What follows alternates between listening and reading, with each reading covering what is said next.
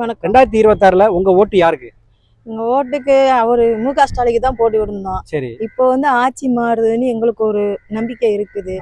விஜய் வந்து ஏன்னா ரசிகர் கூட்டம் அதிகம். சரி. ஏன்னா அவர் மூவில நடிச்சதுனால ரசிகர் கூட்டம் அதிகமா இருக்கறனால எங்க போனாலும் கூட்டம் இருக்குது. சரி. இப்ப அரசியல்ல வந்திருக்கிறதுனால அடுத்தடுத்து கூட்டம் கம்மியாகும். ரெகுலரா ஒரு இதுலயே இருந்தா மூவிலயே இருந்தா ரசிகர் அவங்களுக்கு எப்பவுமே இருக்கும். அவர் வந்து புதுசா பாக்குறதுனால அவங்கள புதுசா எங்கேயும் பார்க்க முடியாதுல்ல. அதனால அவர் எங்க போனாலும் கூட்டம் அதிகமா இருக்கு. இப்ப எலெக்ஷன்ல நிக்கிறனால கூட்டம் இருக்குது. அடுத்த எலெக்ஷன் நின்றாலும் அந்த கூட்டம் கம்மியாதான் ஆகும்.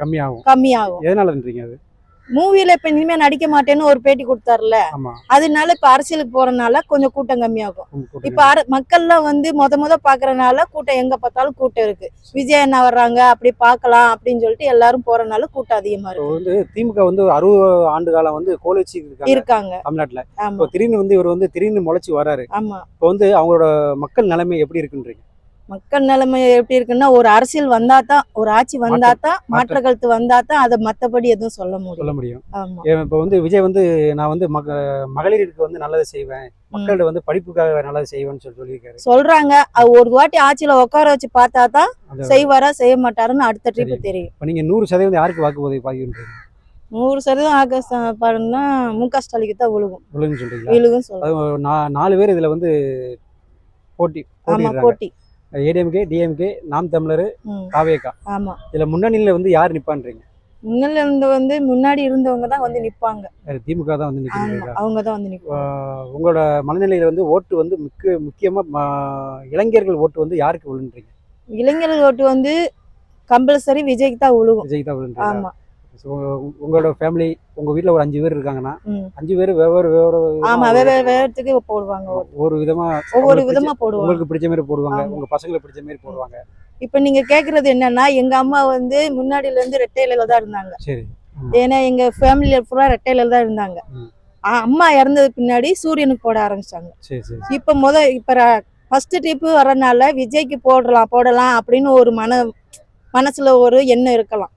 என்ன இருந்து அவங்கள முதல்ல உட்கார வச்சு பார்ப்போம், என்ன செய்யறாங்கன்னு பார்த்துக்கிட்டு அதுக்கப்புறம் தான் எதுவும் சொல்ல முடியும். இப்போ வந்து அரசியல் காலம் வந்து 2026 வந்து பயங்கர தீயா பரவுது. அதாவது 25ல உள்ள வாக்கு சதவீதம் வந்து 26ல வந்து பயங்கரமா டெவலப் ஆகிட்டு இருக்கு. இப்போ விஜய் வந்து உள்ள எடுத்து வச்சதுனால ஓட்டுகள் வந்து பயங்கரமா பிரியும். அதுக்கு முன்னாடி வந்து விஜய் வந்து மேக்சிமம் இதுல வந்து இந்த தொகுதியை பிடிப்பாருன்னு பெரம்பூர்ல நிக்கிறாரு. அது கண்டிப்பா அவர் ஜெயிக்கிறதுக்கு வாய்ப்பு இருக்கு. எப்படியோ ஒரு எனக்கு தெரிஞ்சு அவர் ஒரு 10 தொகுதியாவது பிடிப்பாங்கன்னு ஒரு நம்பிக்கை இருக்கு. மகளிர் ஓட்டு மேக்சிமம் அவர் உறுப்பினர். மகளிர் ஓட்டு மேக்சிமம் இருக்காந்தாலும் இளைஞர் ஓட்டு கண்டிப்பா அவருக்கு கண்டிப்பா இருக்கும்.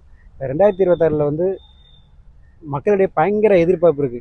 அதாவது இந்த ஓட்டு வந்து இந்த ஒரு 2 நாள் தான் இருக்கு. அதுக்கு பயங்கர எதிர்பார்ப்பு இருக்கு. கண்டிப்பா இது ஒரு ஒரு ஒரு மாற்றுத்திறன், அதாவது 2020 ஒரு மாற்றங்கள் உருவாகும்னு சொல்லி எல்லாரும் மக்கள் எதிர்பார்க்கறாங்க.